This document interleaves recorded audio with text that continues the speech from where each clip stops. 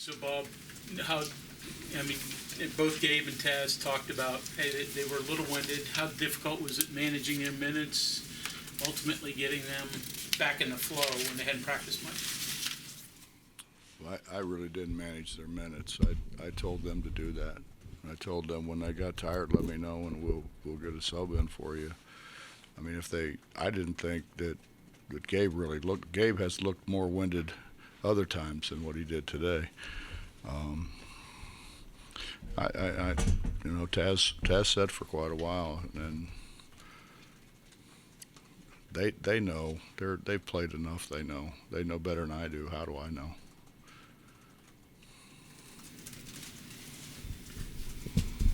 You guys have fought back from a lot of deficits, over the years and this year.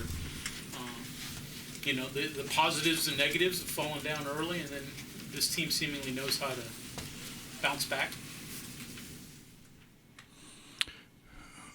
We had a lot more practice sessions for this game than what we normally do in a conference season, and I'm sure to a degree it's going to be like that pretty much the whole year with the COVID thing. But we were awful to start the game. We had no enthusiasm. We had no bounce in our step.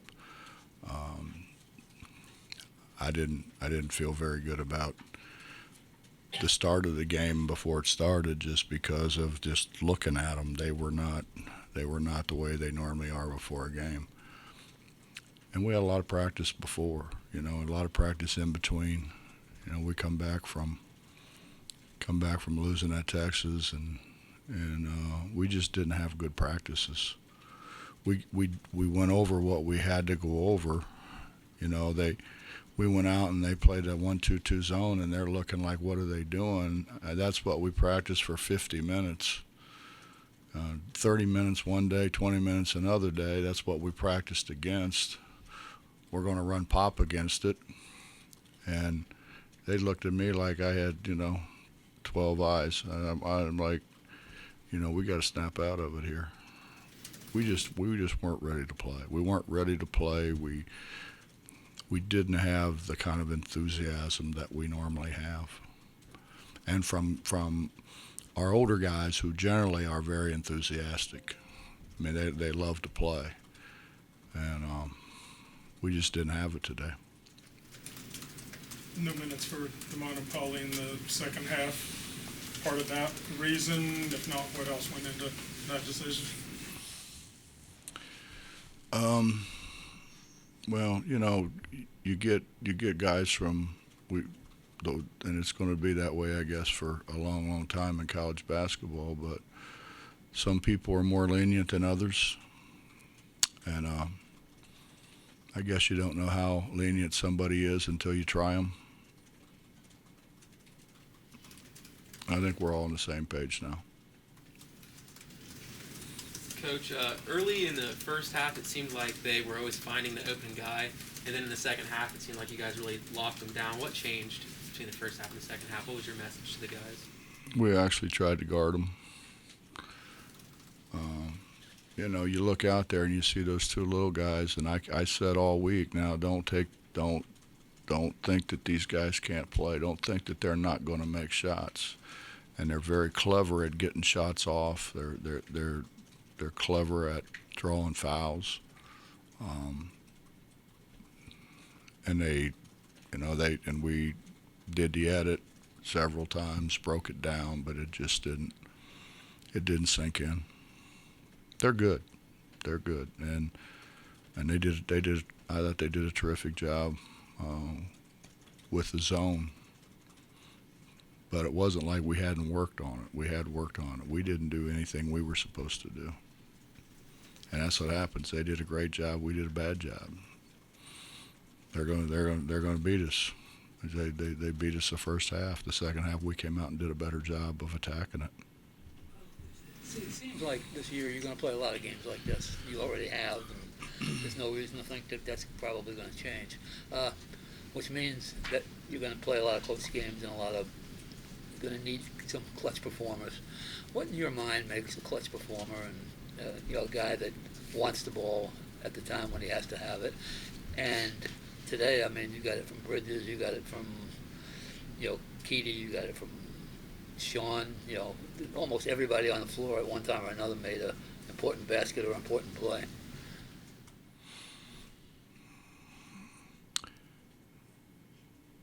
Well, I saw Taz a good bit. Larry saw Taz a lot more than I did, and I think the thing that we both said, I mean, the guy's a gamer, and talking to his junior college coach, he was, he's a special guy. I mean, he makes those two big shots. Those are hard shots. And he makes them like, okay, guys, here, get on my back. Need to do that. I mean, Well, I think the biggest thing is the will to win. The will to win. I think that's the biggest thing. I mean, I think Gabe Ashaboyan has the will to win. Now, he's not a very good shooter, and so everybody's like, well, he can't shoot. Well, okay, he can't shoot, but he makes plays. And he makes play after play after play that enables us to win games. And he has really since he's been here. It's not necessarily all making shots. It's and in some cases it comes down to ball security. I mean, who do you have that is going to give you ball security? And obviously, Keedy's our best guy at ball security, not throwing a ball away. I mean, we have 20 turnovers against Texas. Okay, like maybe people think we're not supposed to beat Texas anyways at Texas, but I mean, we couldn't beat Morgantown High if we turned it over 20 times in a game. We just, everybody has a job to do, and the guys that do their job above and beyond are the guys that, to me, are the guys that have that will to win, or that will not to lose, whichever way you want to look at it. And Gabe certainly has that. I mean, Sean's had that. Taz has that. Keedy's made big plays for us. I mean, if you think about, go back to the UAB game, the guy who got us back in the game was Keedy, without a question. And Keedy very much got us back in this game. Taz made two big shots, but Keedy made some big shots, and just he never let them let up. They just kept driving the ball at him. And then we had three guys go to the line and make three one-on-ones, yeah, you know what I meant. Coach, on Kedrian, some of those plays he made early in the second half kind of maybe got the ball rolling a little bit. I'm just kind of wondering, is he, I mean, obviously players continue to get better as the season goes on, but, if he begins to progress offensively for you guys, he suddenly becomes maybe a different scout or a different kind of player for you guys? Or, I mean, what do you think there? Well, Justin, don't take this the wrong way, but it just seems like here you recruit a guy like Keedy, and Keedy was a first team, whatever, all Texas. I mean, and they have seemingly 120 junior colleges in Texas, and he was one of the 5 best of all of those people. He's pretty good. Taz the same way, pretty good. And he's a guy who led his team in scoring, led his league in scoring. And it just seems like, and I don't mean this in the wrong way, but some guy catches 18 touchdown passes, for a season, and all of a sudden we think we got Michael Irvin. It's not looked at the same, and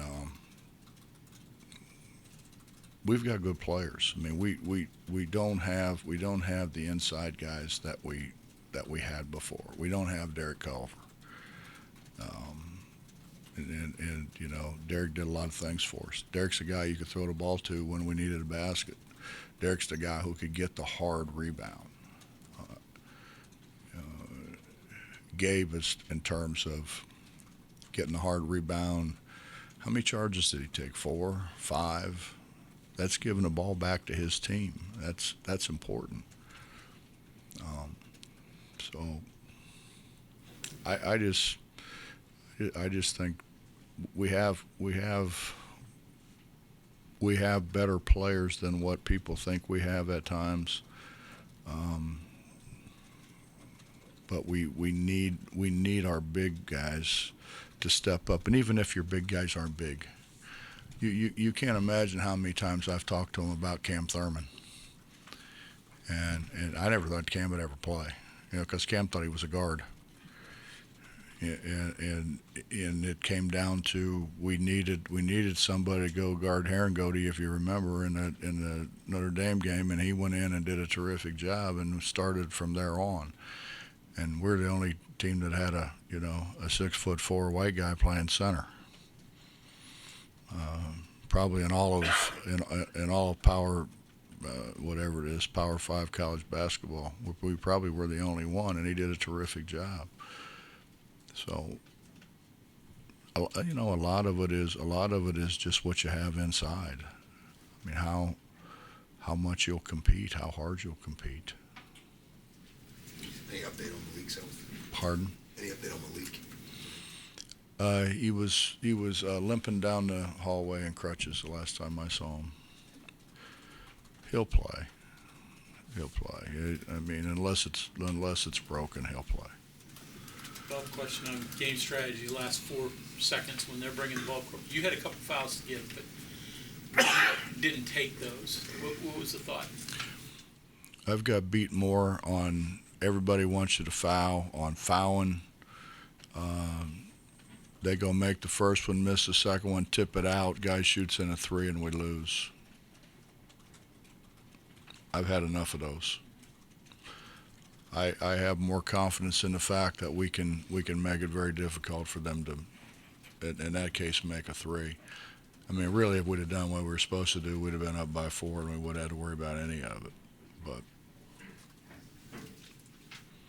you can lose a lot of ways, and believe me, I've damn near lost all of them. So, in all of them. So. Bob, Isaiah took 11 shots tonight. Maybe offensively wasn't great, but defensively it seemed like he competed. Who did? Isaiah. Defensively it seemed like he competed more like he won. Isaiah's getting better and better. Yeah. Isaiah's got a lot of tools, and it's just, he's got to continue to improve on certain things, but make a big difference if we could, throw the ball in there to him on the block and count on him being able to score it. What would you do if you couldn't coach a game, if you had to stay home and watch? Would you watch game communication? I felt like going home at halftime.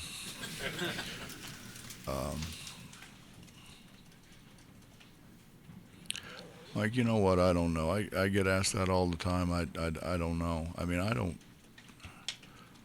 don't think I'm all that old.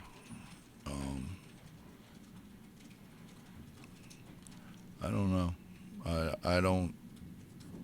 I've never really. I think when the time comes, I'll just say, hey, listen, it's been great, and I love you all, but I'm gonna go see how many fish I can catch. Wasn't calling you old or pushing you out. Well, you were too. I mean, I try not to make fun of your hair, and then you sit back there and call me old. So. Subtly. Right? But so if you like Bruce weren't able to travel today, would you be able to watch it? Would it be too hard for you, or would you be sending text or talking to guys at halftime?